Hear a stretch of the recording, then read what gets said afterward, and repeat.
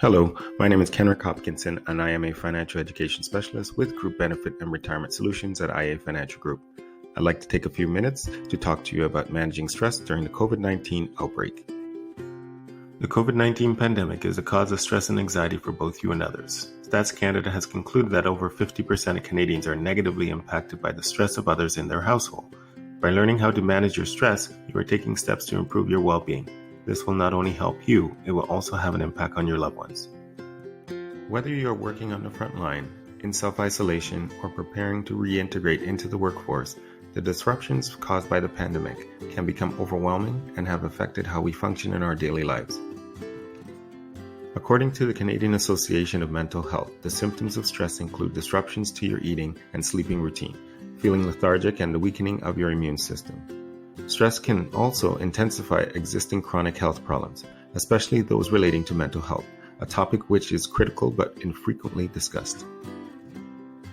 Here are 3 steps to help you manage your stress and anxiety during COVID-19.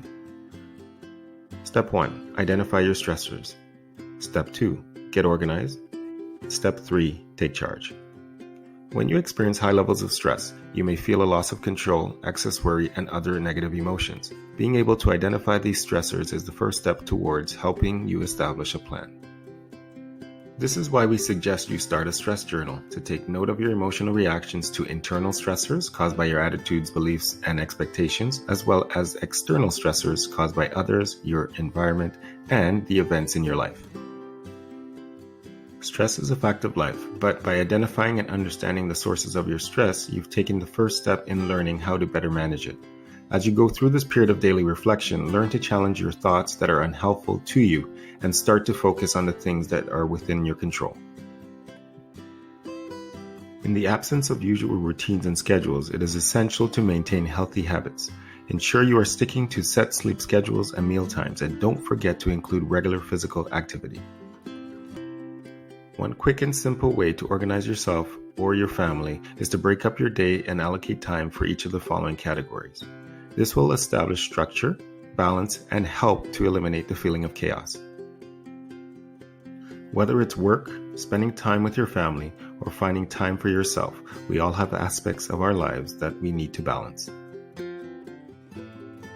The first step towards taking charge of your well-being is to ask yourself the following questions. The answers might not come easily, and that's okay. The goal is for you to start to understand what your priorities are. The second thing that you can do is set realistic expectations. What we think, what we expect, and what we tell ourselves often determines how we manage our stress levels. Remind yourself that it's vital not to do everything perfectly, but instead do it to the best of your ability. Next, establish self-care routines for yourself and your family.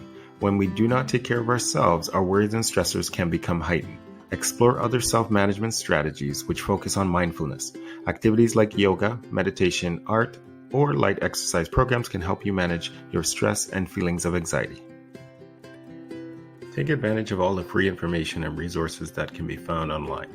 The Canadian Mental Health Association website contains resources which include programs, assessment tests, and a map of local support services near you. Lastly, you do not have to do this alone. Talk to your friends, family, or loved ones if you need someone to speak to. If you're experiencing significant mental distress, reach out to your local healthcare authorities.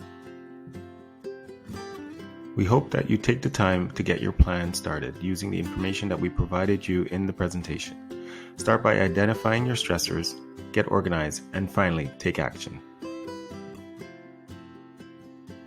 Let's also remember to continue to follow the guidelines outlined by Health Canada in order to protect ourselves and to also protect others.